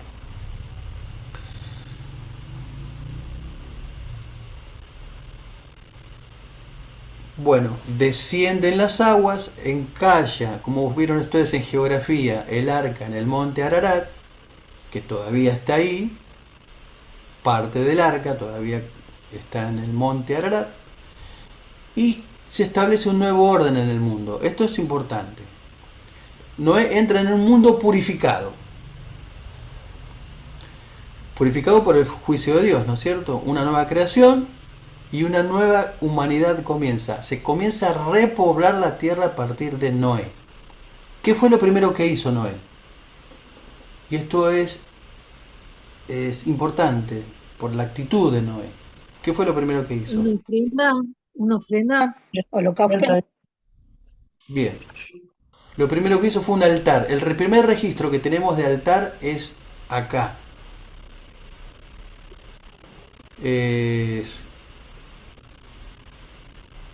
Cuando Noé desciende del arca y ofrece sacrificio. 50 días, exactamente 5 meses después de que comenzó el diluvio. ¿Cuánto? 150 días, exactamente 5 meses después de que comenzó el diluvio. El barco Está bien, se para hundió. la próxima, tranquilo. Después se lo pido la próxima. Entonces, lo primero que hace Noé demuestra una actitud delante de Dios de agradecimiento. Ahora, yo digo, si yo ofrezco animales, me voy a quedar sin animales, porque estamos bastante limitaditos, ¿no es cierto? Subimos 2 de cada especie ¿no? Uno, el pensamiento humano, ¿no? Mezquino, diría eso, pero no. Él ofreció sacrificio, Dios vio eso como un olor grato, y comienza un nuevo orden en el mundo, como dije. Dios promete estaciones en el año. Dice, mientras la tierra exista, no cesarán la siembra, la cosecha, el frío, el calor, el verano y el invierno. Reiteró el mandamiento de multiplicarse. Le dice, pues sí, ahora sí, hay que repoblar la tierra. Le confirmó el dominio sobre los animales y le dio permiso para comenzar a comer carne de animales comestibles, ¿no? Que se puedan comer. Los apropiados para comer. Absteniéndose de la sangre. Acá comienza algo muy importante que lo vamos a ver en Levítico después con profundidad, que es tener un sumo respeto por la sangre. Lo vamos a ver bien después, pero básicamente tenía que ver porque las religiones después, las falsas religiones, lo que hacían eran ritos a partir de la sangre, de animales, de humanos, pero Dios comienza diciendo ya, en la repoblación del nuevo orden en el mundo, cuidado con la sangre es muy importante. ¿Por qué? Porque es el precio que va a pagar el Hijo de Dios para la redención de toda la humanidad. Entonces, cuidado con eso.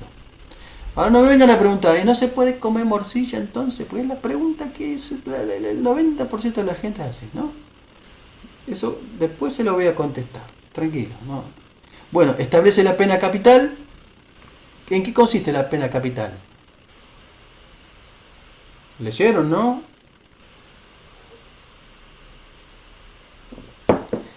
¿En qué consiste la pena capital? Que el hombre que derramare sangre, por su sangre será derramada. ¿Qué sugiere eso? ¿Qué sugiere?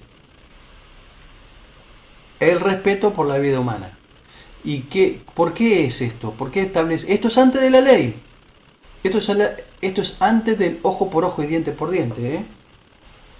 La pena capital es antes de la ley. Ya lo estableció Dios.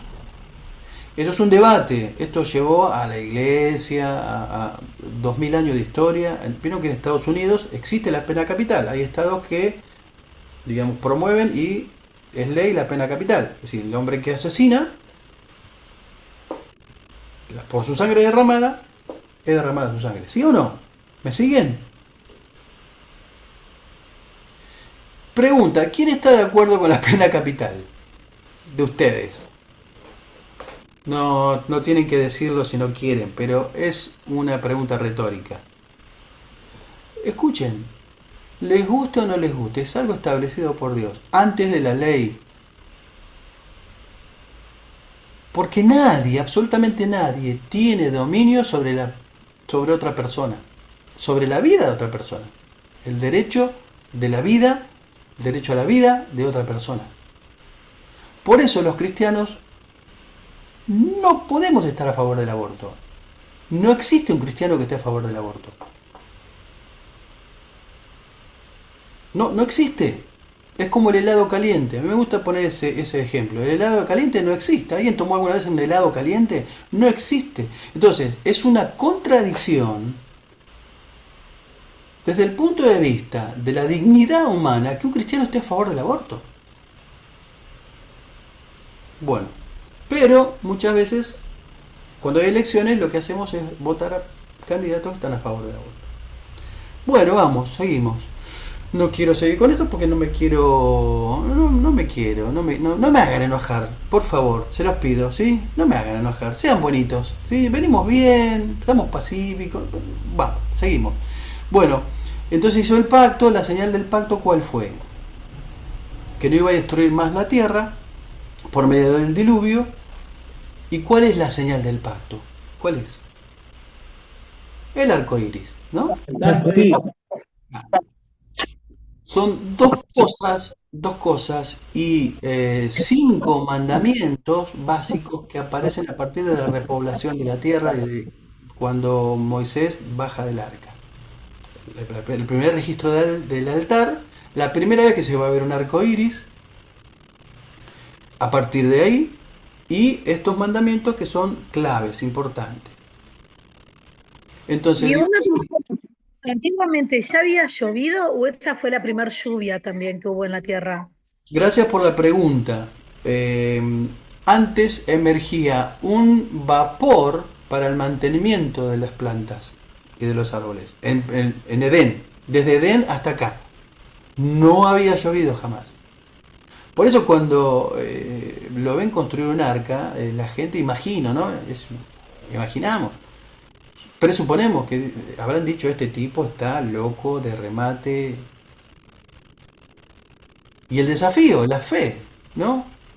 Es decir, si antes nunca llovió, ¿por qué Dios le manda a hacer un arca? Y él podría haber pensado, pero si nunca llovió. Bueno, eso es fe. Cuando hablamos de fe, tenemos que mencionar la fe de Noé. Pastor, Antes nunca había, sí, pastor. sí. Es lo mismo que nosotros hoy en día predicamos y creemos, ¿no? Que el Señor va a venir a buscar en un arrebato a su pueblo y que los muertos van a resucitar y vida eterna. Mucha gente es como, le hago una comparación como Noé, que nunca Claro, había llovido, bueno, algo así. ¿Puede claro, ser? claro, porque la fe, déjeme decirle esto, probablemente me escuchen varias veces, no conocía bien lluvia, claro, por eso no creyeron, pues claro, por eso, y tampoco Noé había visto lluvia, claro, sí, de acuerdo. A mí me gusta siempre decir esto, me van a escuchar probablemente varias veces decir, y ya voy poniendo más viejo y ya me voy repitiendo las cosas. En mi casa me dicen, ya lo repetiste, ya lo dije, a ustedes les pasa también, no me digan que no. Así que bueno, pero Dios habla un idioma que es el idioma de la fe. Dios entiende ese idioma. Para el mundo, para los incrédulos, es muy difícil entender muchas cosas, porque no hablan el mismo idioma que habla Dios. Al no tener la conexión del Imago Dei con el Creador, es muy difícil para ellos poder entender ciertas cosas que solamente lo entendemos aquellos que conocemos a Dios y que creemos en Dios. Bueno. Bueno.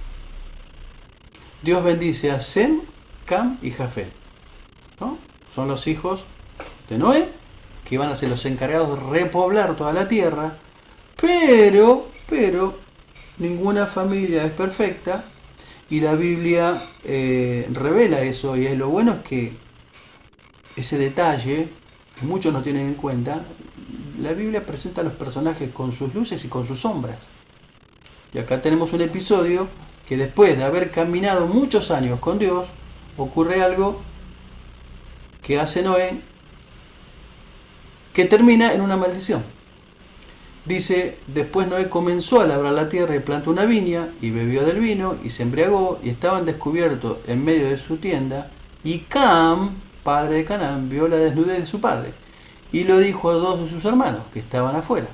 Entonces Sem y Jafet tomaron la ropa y le pusieron sobre sus propios hombros, y andando hacia atrás, cubrieron la desnudez de su padre, teniendo vueltos sus rostros, y así no vieron la desnudez de su padre. Y despertó Noé de su embriaguez y supo lo que había hecho su hijo más joven, y dijo, y aquí viene la maldición sobre Cam: maldito sea Canaán. No es Cam, es Canaán. La maldición no es sobre Canaán, es decir, sobre su descendencia. ¿Se entiende? Siervo del siervo serás a sus hermanos. Mas dijo, bendito por Jehová sea Sem, y sea Canaán su siervo, engrandezca a Dios a Jafet, y habite en tiendas de Sem, y sea Canaán su siervo. Y vivió Noé después del diluvio 350 años. Fueron todos los días de Noé 950 años, y murió. Bueno, no hace falta explicar lo que es desnudez, ¿no es cierto? Pero básicamente tenía que ver con poner al descubierto las partes pubendas, ¿no? Genitales. Eso trajo confusión, indecencia, inmundicia, y se cree que todo el tono burlón de Cam fue irrespetuoso.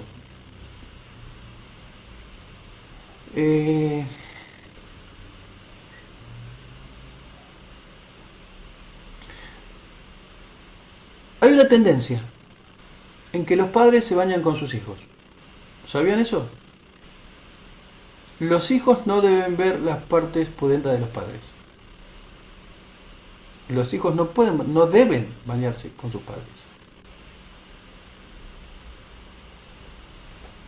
Cierro el paréntesis y no quiero profundizar en esto. Los niños no están psicológicamente preparados para eso. Y se abre una ventana, por más que sean los padres, pero hay una tendencia en que eso ocurre. Bueno, la maldición, entonces dijimos, recae sobre Canaán, no se puede aplicar a los demás descendientes como egipcios o camitas, africanos. Algunos creen que por el color de piel, la descendencia de Cam, vino la maldición. No tiene que ver con eso, por favor. La gente negra no es producto de una maldición, es simplemente por descendencia y lugar geográfico que le tocó, y la pigmentación en la piel que sufrió a partir de los lugares donde fue viviendo y asentándose en las primeras civilizaciones, cuando repoblaron la tierra. La bendición sobre Sem es muy importante. Es bendito sea, en el hebreo, bendito sea Jehová, el Dios de Sem. 9:26. Implica que Jehová sería el Dios de los semitas, y de la raza semita viene el pueblo hebreo. Se amplió esto en el pueblo hebreo, ¿no? ¿Oyeron hablar de semitismo o antisemitismo? ¿Oyeron hablar? Tiene que ver con esto, con la descendencia del pueblo hebreo. Cuando se habla de semitismo y antisemitismo, tiene que ver, se remite a esto, a la descendencia de Sem. La descendencia de Jafet fueron los indoeuropeos, serían los huéspedes de los semitas, dándole protección, brindándole servicio. La promesa mesiánica, en realidad, entonces pasaría a los semitas, pero también se extiende a los gentiles. Porque Dios, cuando Dios es Elohim, es el Dios creador, y cuando en el capítulo 2 aparece, el capítulo 1 es Elohim, capítulo 2 de Génesis es Jehová. Jehová está relacionado siempre con el Dios de pacto. Entonces, el Dios Elohim es el Dios de todo lo de la creación, de la humanidad completa. Jehová es el Dios de pacto. Tiene que ver con el Dios de pacto. pero que alcanza a todo el mundo, abarca a toda la humanidad, no solamente a una raza. Si bien elige un pueblo para trazar la línea mesiánica, no solamente es para salvar a ese pueblo, solamente es para trazar la línea de donde iba a venir el Redentor, Cristo, pero abarca a toda la humanidad, ¿de acuerdo? Es decir, a la descendencia de Cam, a la descendencia de Jafet, a todos. Bueno, el capítulo 10 habla de la tabla de las naciones de Génesis, ¿no?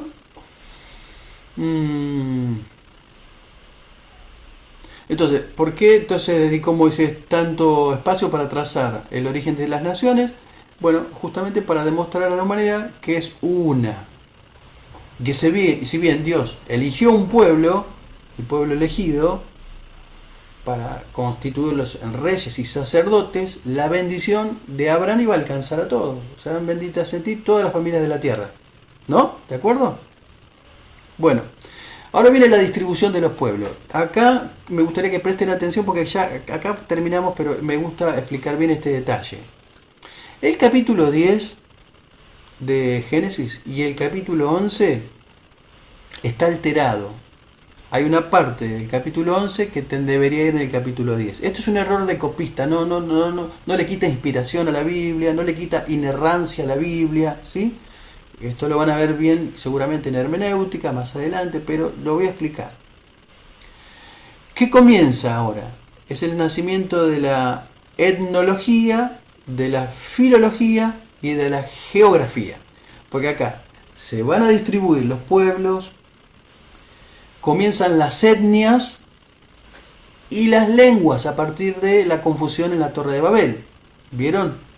Entonces comienzan ahora a surgir nuevas lenguas, nuevos idiomas.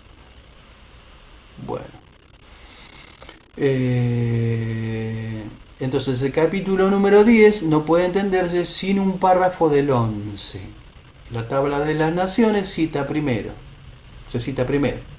Y después sigue la explicación de la división de las naciones.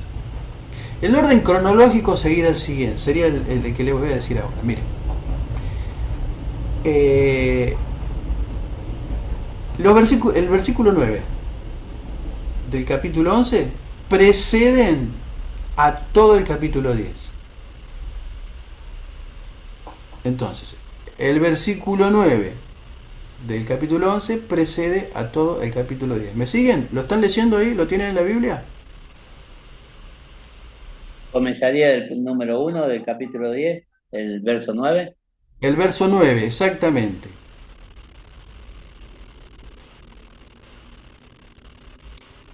El versículo 6 del capítulo 11 se nos dice, aquí el pueblo era uno solo y una lengua tenían todos ellos.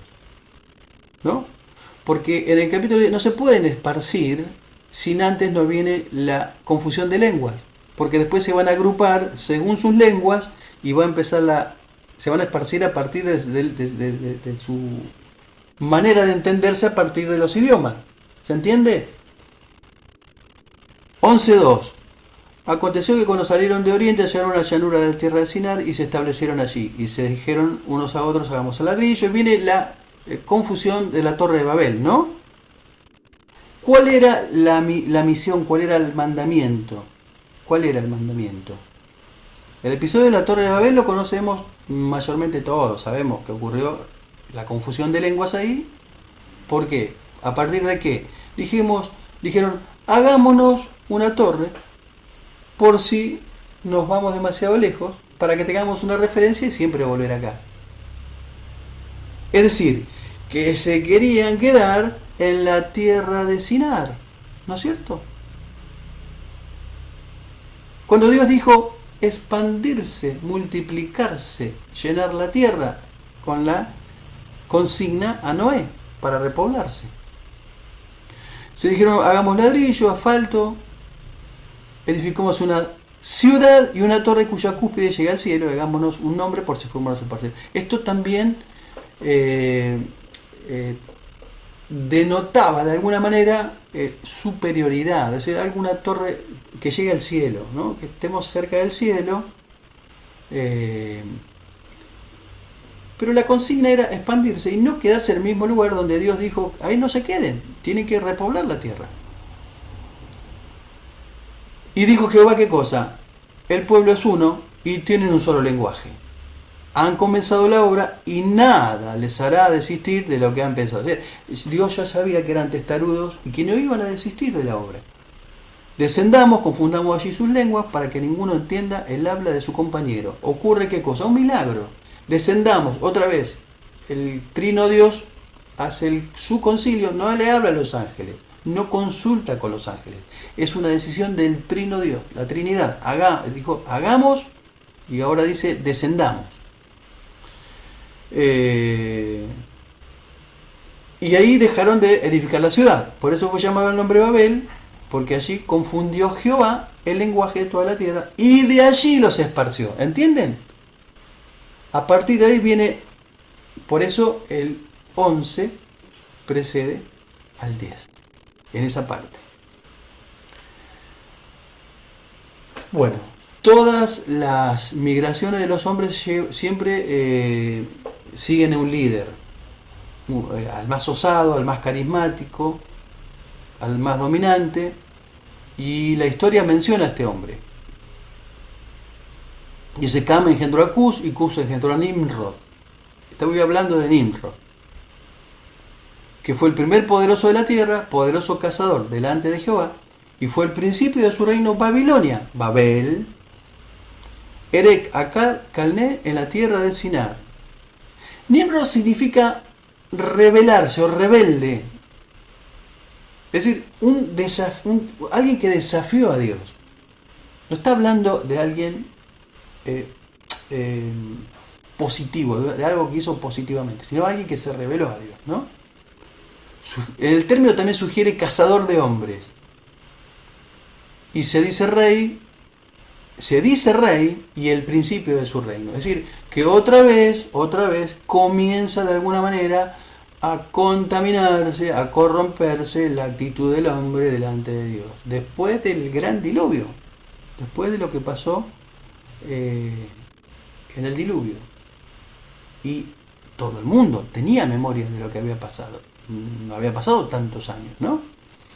Bueno, y aparecen ahora la tabla de las naciones. Y comienza a distribuir por lenguas, por etnología también, y siguiendo a líderes como Nimrod. Los descendientes de Jafet ocuparon Asia Menor, las islas del Mediterráneo. Se formaron grupos como celtas, escitas, medios persas y griegos. Los de campo poblaron tierras tierras meridionales como Egipto, Etiopía, Arabia, Canaán. Constituyó la antigua Palestina y Siria antes de ser conquistado por los hebreos. Y las naciones semíticas, elamitas, asirios, arameos y los antepasados de los hebreos. Y se radicaron en Asia desde la playa del Mediterráneo hasta el Índico. Viene la genealogía de Noé hasta Abraham. Eber, hebreo, significa del otro lado del río. Abraham fue llamado hebreo porque cruzó del otro lado del Éufrates. Cuando se menciona a un hebreo, tiene que ver con esa terminología, el que cruza del otro lado. Y acá dejamos, porque en la próxima clase vamos a comenzar con la historia patriarcal con el llamado de Abraham en el capítulo 12. ¿Hay alguna pregunta hasta acá? ¿Hasta aquí? ¿Vamos bien? Bueno, si surge alguna duda, anótenla y la evacuamos la próxima clase. ¿De acuerdo?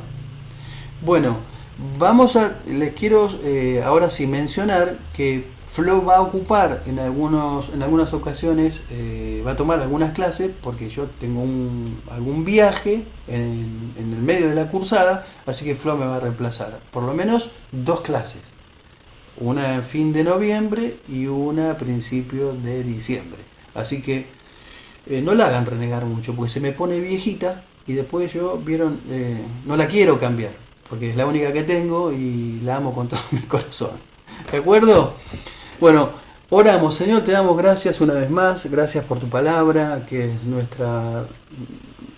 nuestra rectora, lo que hace posible que nosotros crezcamos y que podamos entender más acerca de tu misterio, de tus misterios, de tu revelación.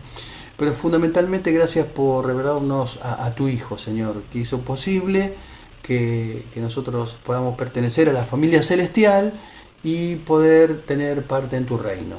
Señor, bendecí nuestras familias, bendecí nuestros hogares, bendecí nuestras iglesias, nuestros templos. Señor, que sea un fin de semana poderoso en tu nombre, donde podamos recibir de tu unción, de tu poder, y donde tu Espíritu Santo se manifieste de manera especial.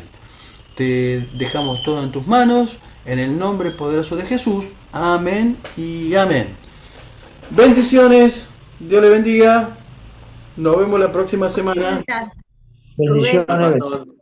Bueno, Una consulta. sí, Bendiciones. A todo el grupo. ¿Seguimos leyendo hasta qué página del sí, libro? gracias. Del 12 al 22, por favor. Del capítulo 12 al 22. Chao, bendiciones. Bendiciones. Bendiciones. Dios le bendiga. Buen Buen fin de semana. Bendiciones. No te quería, Marita. Chao.